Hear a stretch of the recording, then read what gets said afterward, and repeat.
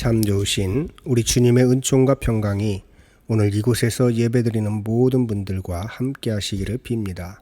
또한 우리를 살피시는 하나님께서 고난 중에 힘겨운 삶을 살아가면서도 주님을 의지하며 살아가고자 힘쓰시는 모든 분들과 함께 하시기를 바랍니다. 오늘 예배를 통해 고난 중에서도 그리스도 안에서 신실한 신앙을 지킨 보네포 목사님의 옥중서신을 살펴보며 우리의 신앙을 다잡아 보고자 합니다. 사랑하는 교우 여러분, 코로나19로 인해 본격적인 여름이 시작되는 7월 초부터 비대면 예배를 드려왔습니다. 어느새 여름이 지나고 완연한 가을이 시작되어서야 조심스럽게 대면 예배를 시작합니다. 종교개혁의 달 10월을 보네포와 함께하는 종교개혁의 달로 삼고 매주일 보네포의 대표적인 저작과 신앙 고백을 통해서 우리가 마음 깊이 새겨야 할 말씀을 나누고 있는 중입니다. 첫 주에는 값비싼 은혜라는 제목으로 말씀을 나눴습니다. 가장 귀하신 독생자 예수 그리스도를 십자가의 화목제물로 드림으로 우리에게 주신 은혜는 값싼 은혜가 아니라 값비싼 은혜라는 것을 말씀드렸습니다. 두 번째 주일엔 나를 따르라 하는 제목으로 말씀을 나눴습니다. 나를 따르라는 명령에 복종한 이들의 모든 삶은 예수 그리스도를 통한다는 것이었습니다. 예수 그리스도와 그의 말씀을 통하지 않는 모든 직접성을 제거하고 예수 그리스도를 매개로 관계를 맺을 때 온전한 사랑을 할 수 있다 하는 말씀을 드렸습니다. 오늘은 세 번째 주일입니다. 보네포 목사님의 옥중서신을 통해서 그리스도의 향기를 품고 살아가는 이들은 어떤 삶을 살아가야 하는지에 대해서 말씀을 나누고자 합니다. 먼저 옥중서신에 대해서 살펴보겠습니다. 옥중서신은 보네포 목사님이 체포되어 감옥에 갇힌 1943년 4월 5일부터 1945년 4월 9일 나치 정권 붕괴 직전 교수형에 처해지기 전까지 2년 동안 부모님과 베트게라고 하는 친구에게 보낸 편지입니다. 이 편지는 보네포가 교수형을 당한 뒤 10년이 지난 후에 옥중서신으로 엮어서 출간되었습니다. 1943년 1월 마리아 폰 메데마이어와 약혼했지만 약혼한 지 3개월 만에 히틀러의 게슈타포에 의해 체포되어 감옥에 갇히게 됩니다. 보네포 목사님은 류마티즘으로 고생을 했지만 끊임없이 독서하고 사색하고 편지 쓰는 일을 쉬지 않습니다.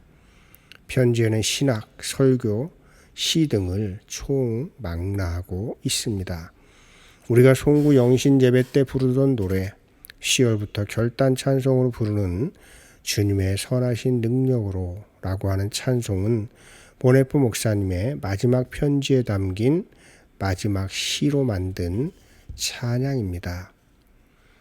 개인적으로는 신학생이었던 1980년대 초반에 옥중서신을 읽고 많은 감동을 받았습니다.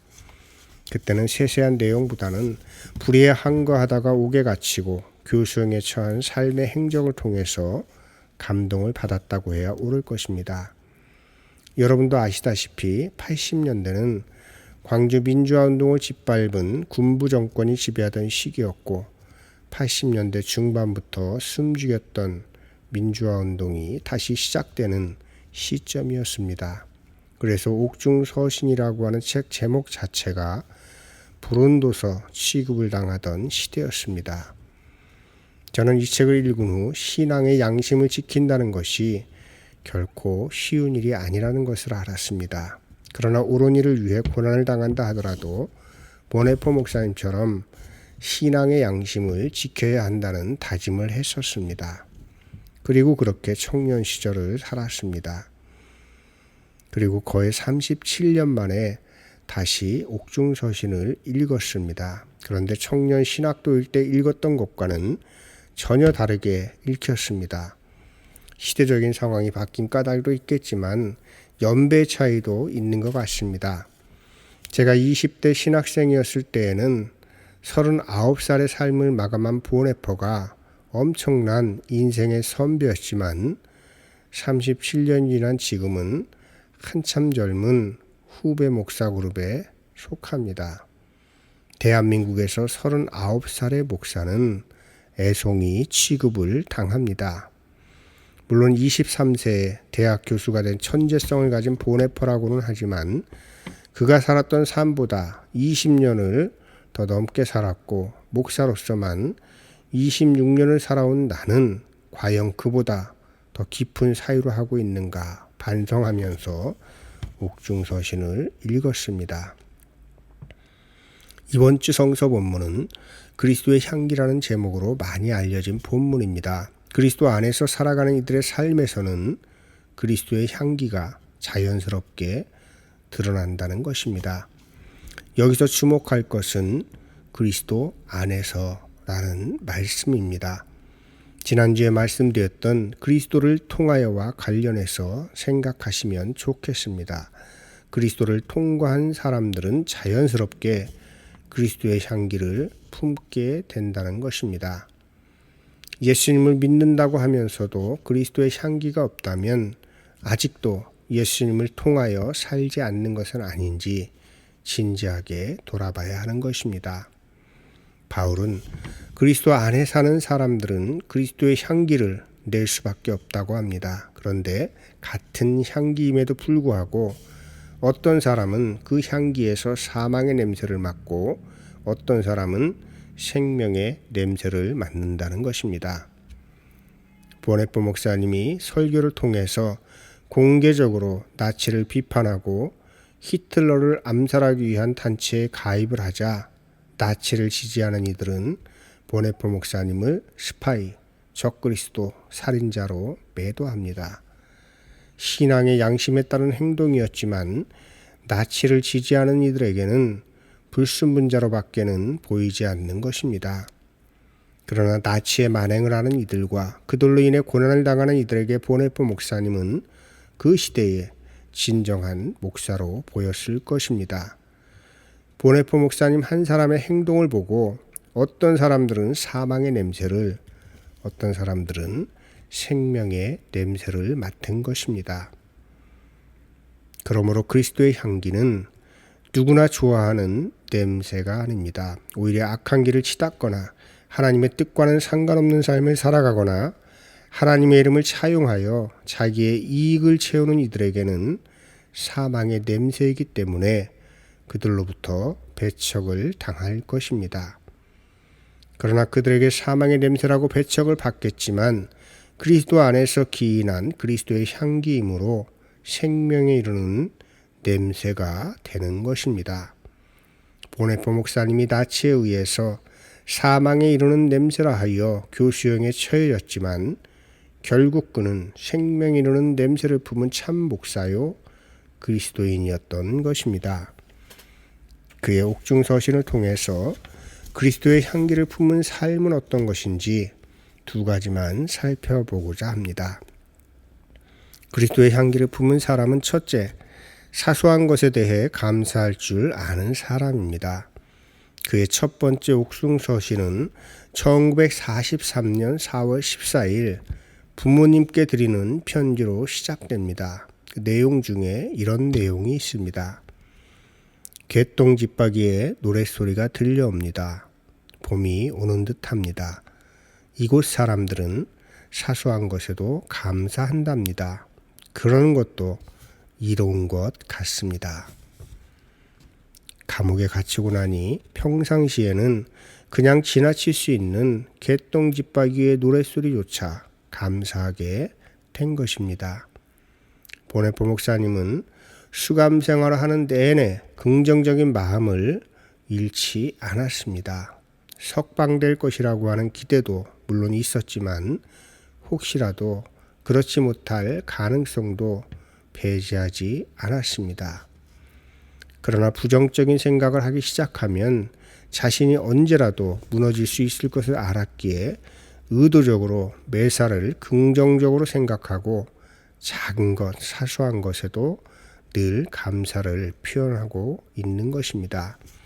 어떤 편지에서는 부모님이 보내주신 무와 감자, 또 간수가 듣는 라디오를 통해서 들려오는 노래, 차입된 책, 심지어는 강요된 침묵에 대해서도 감사합니다. 그렇습니다. 우리가 그리스도의 향기를 품고 살아가려면 당연하다고 생각하는 것, 사소한 것에 대한 감사를 회복해야 합니다.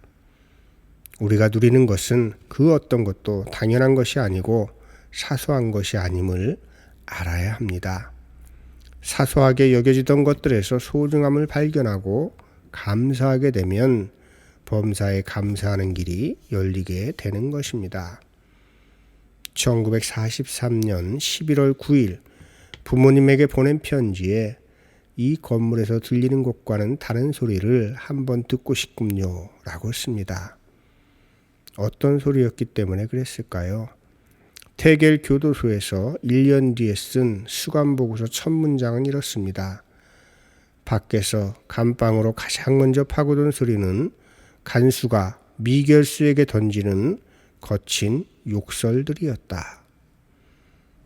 이런 상황들은 너무 사소해서 지나쳐버릴 수 있는 개똥집박이의 노랫소리조차도 소중하게 여겨지고 감사하게 한 것입니다. 무언가를 상실한 후에 소중함을 아는 것보다 소유하고 있을 때 그 소중함을 아는 사람이 지혜로운 사람인 것입니다. 이런 지혜를 가지고 살아가는 여러분 되시기를 주님의 이름으로 축원합니다. 그리스도의 향기를 품은 사람은 둘째로 하나님의 고난을 함께 나누는 사람입니다. 1944년 7월 18일 친구에게 쓴 편지 일부입니다. 세상살이에서 하나님의 고난을 함께 나누는 사람이 어찌 성공했다고 우쭐하겠으며 실패했다고 낙담하겠는가? 나는 이것을 알게 되었으니 감사한 일이 아닐 수 없네. 나는 내가 걸어온 길에서만 그것을 알 수 있었네. 나의 과거와 현재를 생각하면 그저 감사하고 만족스러울 뿐이네. 하나님의 고난을 함께 나누는 것은 현세, 즉 살아있는 동안 세상살이를 하는 동안에만 가능한 것입니다. 그래서 보네포 목사님은 현세에서 충만한 삶을 살 때만 비로소 믿는 법을 배울 수 있음을 알았다 고백하는 것입니다. 보네포 목사님은 그리스도인이란 지금 여기에서 고난을 받는 하나님과 함께하는 이들이다 이렇게 이야기를 하고 있는 것입니다. 여러분, 지금 우리가 사는 이 세상에서 하나님은 어디에 계십니까? 어디에 눈길을 주시고 계십니까? 누구의 기도 소리에 귀를 기울이고 계십니까? 고난받는 이들, 사회적인 약자들과 함께 하나님이 계시고 그들을 바라보며 눈물 흘리시고 그들의 아우성에 귀 기울이고 계시지 않겠습니까? 그리스도의 향기를 품은 사람들이 하나님이 계시는 그곳을 외면한다면 생명의 냄새가 아니라 사망의 냄새가 될 것입니다. 한남교회와 여러분은 생명의 향기를 품은 그리스도의 향기를 내야겠습니다. 이렇게 되면 우리에게 어떤 유익이 있습니까? 감사하고 만족스러운 삶, 자족하는 삶을 살아가게 되는 것입니다. 사소하고 작은 것에도 감사하시고 하나님의 고난을 함께 하심으로 그리스도의 향기를 드러내는 귀한 삶을 살아가시는 여러분들 되시기를 주님의 이름으로 축원합니다. 함께 말씀을 기억하면서 거듭기도 드리겠습니다. 선하신 주님, 주님의 선하신 힘에 감싸여 살아가게 하옵소서. 그리하여 고난 중에도 낙심하지 말게 하시며 언제 어디서든 주님 안에서 기쁨을 누리며 살아가게 하시고 아주 사소한 것에도 감사하며 하나님의 고난에 동참함으로 감사가 넘치는 삶을 살아가게 하옵소서. 자족하는 삶이 주는 유익함을 느끼며 살아가게 하시고 주님의 제자로 살아가는 동안 그리스도의 향기를 내게 하시고 그로 인해 하나님께 영광 돌리게 하옵소서. 감사드리며 예수님의 이름으로 기도드립니다. 아멘.